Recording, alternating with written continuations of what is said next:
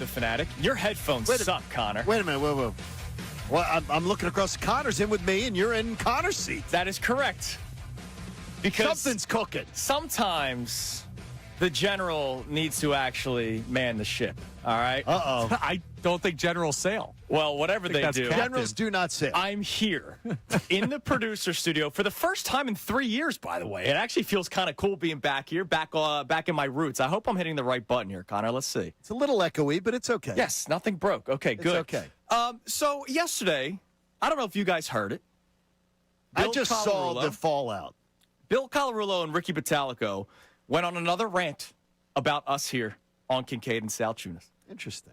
And Dylan McKinnon is involved with this as well because Dylan McKinnon is the man that puts everything out on social media. John, do you know that they have declared victory over Kincade and Salciunas? Really? On what have they actually declared victory? Well, the tweet said, Unfiltered 2-0. In response to this. I don't want to say that we tried to tell you on this show, but we tried to tell you on this show. We have been the most positive show, Ricky, about the 76ers pretty much all offseason leading into this year, so much so that I was ridiculed by our morning show that I woke up one day about 2 months ago, and I had a bunch of texts from people saying, you need to call into the morning show. They're ripping you for saying that the Sixers could have a good season. You sure heard those fanboys this morning. Oh, now they're all fanboys in the morning. Fanboy. But listen, liars. I am not going to gatekeep the Sixers bandwagon. The more the merrier. I understand the frustration over the last few years. I get it. I'm not gatekeeping. I am. But I did have to call in and defend myself, and it's good to see that not only have John and Andrew come on board to the Sixers train, did you hear them giving Kevin Patullo credit this morning? I saw the clip. Oh, my God. You talk about a knockout victory for Unfiltered. Wait a minute. Yeah, before that starts, didn't they get all over you when you said the Sixers are going to be a beast in the Eastern Conference? Yes, I said this summer. Why do you not get a retraction? That I thought that the East was wide open and the Sixers had a legitimate shot, and Kincade and Salciunas ripped me unmercifully. So I remember that show, Johnny. I remember too. That was when Bill Colarulo used the term, I know it's a pipe dream. Yes, and when you say, I know it's a pipe dream, you don't mean what you're saying. Yeah, a pipe dream is crack. Let me know, when's the last time you took advice from somebody that was high on crack? You don't, the minute you say, look, I know it's a pipe dream, but the Sixers could be a beast in the East. You don't believe it. I believe it was Lawrence Taylor who once said famously, kids don't do crack when he was speaking with Bobby Boucher or Whitney, at a football camp. Whitney, crack is whack. Yeah, you don't want to do that. So she never learned. They also took a victory with Kevin Patullo. What? Congratulations for Kevin Patullo having the best game of his play-calling career this past Sunday against the New York Giants. But the previous 7 weeks... Where were their tongues then?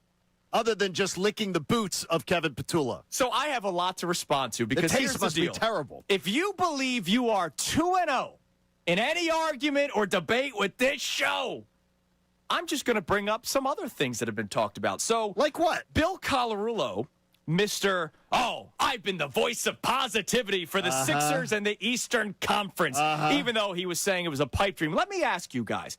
Other than Tyrese Maxey, who has been the team's MVP, who has been the second most important piece to the Sixers' 4-0 start this year? That would be VJ Edgecombe, I would say. Oh, interesting. Yeah, clearly.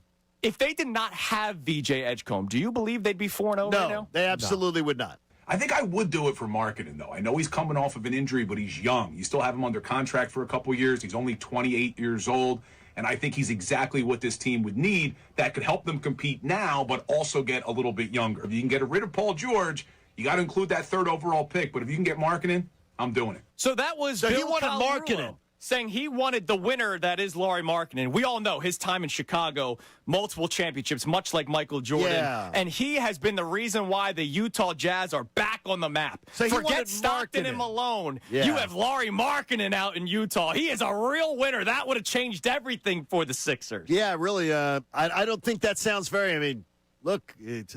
Hopefully Daryl Morey was not listening. Yes, well, clearly afternoon. he wasn't. Now, thankfully, they still had the third overall pick to select VJ Edgecombe. But wait a minute. Edgecombe's not the best shooter right now. Like, he could grow into being a good shooter, and then he comes here for his workout, and all the reports were he didn't do that well. Like, he was a little bit nervous. His shooting was off. Like, he interviewed well, and they liked him. But I see that, and I start to get nervous. Like, I got PTSD from Markelle Fultz forgetting how to shoot. Ooh. Like, VJ Edgecombe comes here for his workout. He doesn't shoot well. He wasn't that great of a shooter in college. I would be reluctant to go that route. That sounds like somebody that did not want to draft VJ Edgecombe, and I believe this show We did. Yeah, we did. And Amy Fadul, we even had the little back and forth with Amy because she had a little affection for a Texas player. Yeah, the kid from Texas, which you could have traded. You could have traded back for. And I was fine with that idea. But we wanted Edgecombe, so I'm glad to see that Bill and Ricky have taped their ankles. Now hold on and a are second. climbing on that. You bandwagon. mentioned Ricky. Also, I feel like a little bit of a human shield in your seat for this segment, but I will just say I wanted Ace Bailey, not VJ Edgecombe. I will be on the wrong side of that conversation. No, the that's thing is, fine. though, but you wanted Ace Bailey in the thinking, though, that Joel Embiid was.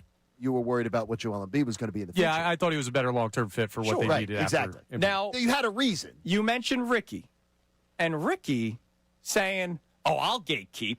Really? And Bill said we, right? We means he, Ricky, and Silvana. And when Andrew DeCecco was on that show as well. We means a collective.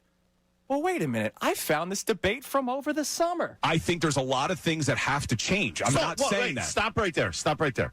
Then what makes you think that this team could turn it around? They're just waiting. We've been waiting. They said we were getting an update 6 weeks after his surgery. Have we gotten one update? No, they're being look. I But get why? it. But why?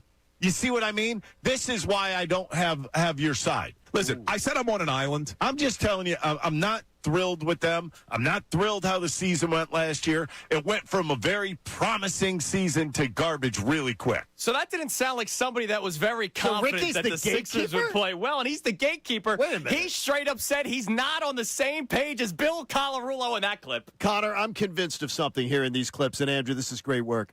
I'm convinced that we all three who love listening to Unfiltered in the afternoon, we enjoy listening to their show more than they do because they're not listening to what they're even coming out of their mouths. You mean something like this? Got to say the Phillies win the World Series. I think this is the year. The lights aren't going to be too bright for them.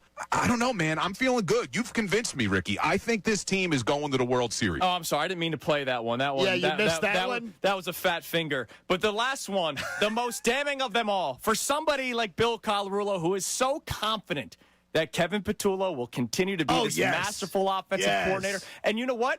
I hope that he is right because we are a show of accountability. We like when we're wrong if it's a negative opinion about the Philadelphia sports teams. If he's so confident, then why did he say this? Philadelphia Eagles win in Week 18, Lincoln Financial Field, improving their record to 11-6. And here's the problem. I'm just not sure 11-6 wins the division. And I still have the Philadelphia Eagles. I think they will get back to the Super Bowl this season, but they may have to do it as a wild card team. Commanders because Bill. I think the Commanders may win the division. Wait a minute. It's Commanders Bill. So Commander Colarulo needs to take ownership of this because it was clear. He predicted the Eagles to be a wild card and to not win the division. And he even told me over and over that I was underestimating how good the Commanders were. And who told you the Commanders were going to suck this year? Kincade and Salciunas. Thank now, you. look. Thank you. I'm going to pull my 8 Mile Eminem moment here. Oh, here we go. You know, bleep it, I'll go a cappella. Bleep a pocket, Papa Doc, you name it. You can say that Andrew Salciunas predicted the Mets to win the division after the trade deadline. Oh, they're going to get you. You can say that Andrew Salciunas wanted Nick Sirianni fired after the historic collapse in 2023. That's true. If you want to go way back to 2019 when I said Howie Roseman is suffering from the smartest man in the room syndrome and that needs to change, you can bring all of these things up. I don't run from it. You know what? You brought them up on this show frequently. It just because seems... we do that on this show. We tell you when we get it wrong. It seems like some people don't want to tell you when they're wrong, and they just want to claim victories, even if some of them are premature. We enjoy listening to Unfiltered every afternoon, as many of our listeners do. Just a reminder that it's when you do a show, you can listen to actually what you